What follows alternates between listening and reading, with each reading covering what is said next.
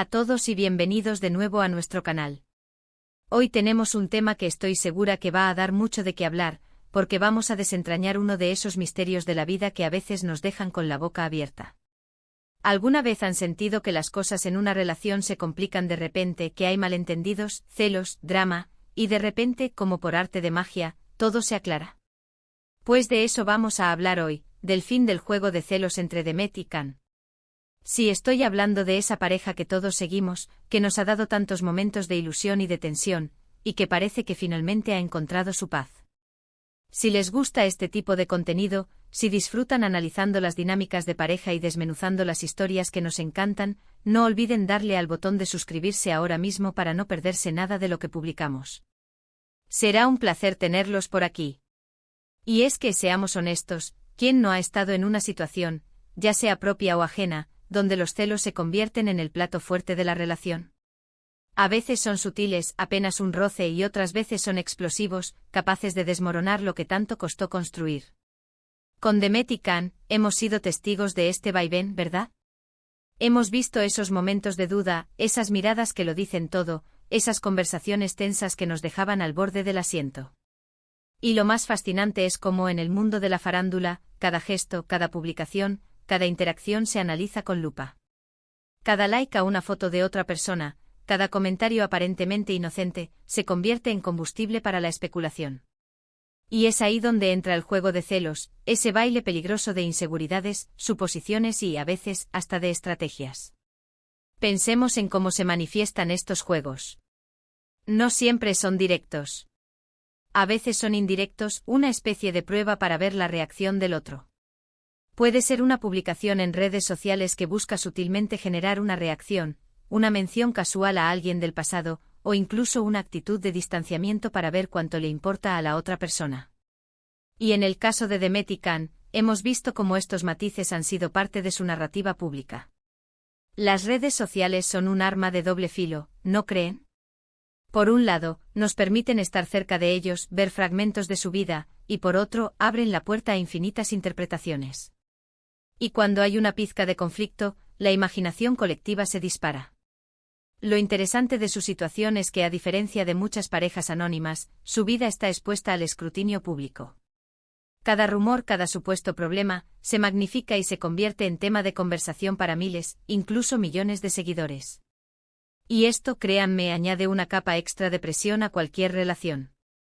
Imaginen tener que navegar por sus altibajos emocionales sabiendo que cada paso en falso puede ser noticia. Los celos, en este contexto, no son solo un asunto interno de pareja, sino que se convierten en un espectáculo para los demás. Y cuando decimos el fin del juego de celos, nos referimos a esa etapa donde, aparentemente, han logrado superar estas dinámicas. ¿Pero cómo se llega a ese punto? No es algo que ocurra de la noche a la mañana. Primero hay que reconocer que los celos, en cierta medida, son una emoción humana natural. Indican que nos importa a alguien, que valoramos nuestra relación. El problema surge cuando se convierten en una fuente constante de conflicto, desconfianza e inseguridad. Cuando empiezan a controlar nuestras acciones, a minar nuestra autoestima y a dañar la conexión con nuestra pareja. El juego de celos implica muchas veces una falta de comunicación clara. En lugar de expresar directamente las inseguridades o preocupaciones, se recurre a estrategias para provocar una reacción, para poner a prueba al otro. Esto puede generar un ciclo vicioso muy difícil de romper. Para que Demet y Can hayan llegado a un punto donde el juego de celos ha terminado, es probable que hayan pasado por un proceso de crecimiento individual y de pareja. Primero, la autoconciencia. Cada uno debió haber reflexionado sobre sus propias inseguridades y sobre cómo éstas se manifestaban en sus comportamientos. ¿Por qué sentían celos? ¿Qué miedos subyacían? Comprender esto es el primer paso para poder abordarlo. A menudo los celos no son tanto sobre la persona que creemos que nos amenaza, sino sobre nuestros propios miedos a no ser suficientes, a ser abandonados, o a no cumplir las expectativas. Luego, la comunicación. Y aquí no hablamos de cualquier tipo de comunicación, sino de una comunicación abierta, honesta y vulnerable. Hablar sobre los sentimientos, sobre las preocupaciones, sin culpar ni atacar. Expresar lo que uno siente y necesita, y estar dispuesto a escuchar y comprender la perspectiva del otro. En una relación pública como la suya, esto se vuelve aún más crucial, ya que los rumores y las presiones externas pueden alimentar las inseguridades. Si Ann logra dejar atrás el juego de celos, significa que han construido un canal de comunicación lo suficientemente fuerte como para sortear estas dificultades. Imaginemos algunas de las situaciones que podrían haber vivido y cómo las superaron. Quizás hubo momentos en que uno de ellos se sintió desplazado o ignorado debido a la atención que el otro recibía, ya sea por su trabajo, por interacciones sociales o por la propia fama. En lugar de alimentar esa sensación con indirectas o provocaciones, podrían haber optado por sentarse y hablar. Decir, oye, me siento un poco inseguro / a cuando sucede X, ¿podemos hablar de esto? Y la respuesta del otro, en lugar de desestimar esos sentimientos, debió haber sido de empatía y comprensión. La confianza es otro pilar fundamental. Construir y mantener la confianza en una relación lleva tiempo y esfuerzo, y se ve constantemente desafiada por factores externos, especialmente en el mundo del espectáculo. Los rumores, las especulaciones de la prensa, e incluso las interacciones profesionales con colegas atractivos, pueden ser detonantes. Si Demet y Can han superado el juego de celos, es porque han logrado cultivar una confianza sólida en la fidelidad y el compromiso del otro. Esto no significa que no haya tentaciones o situaciones que pongan a prueba esa confianza, sino que han desarrollado las herramientas para manejarlas de manera saludable, sin caer en la desconfianza paralizante. Piensen en cómo la madurez personal influye en esto.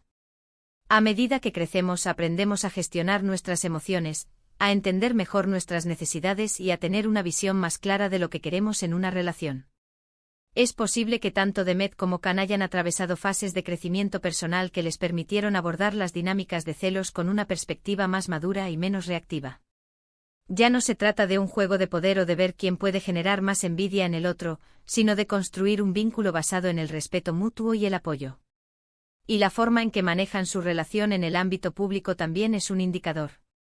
Si antes había publicaciones ambiguas o mensajes ocultos, y ahora vemos una comunicación más directa y unida, eso habla de un cambio significativo.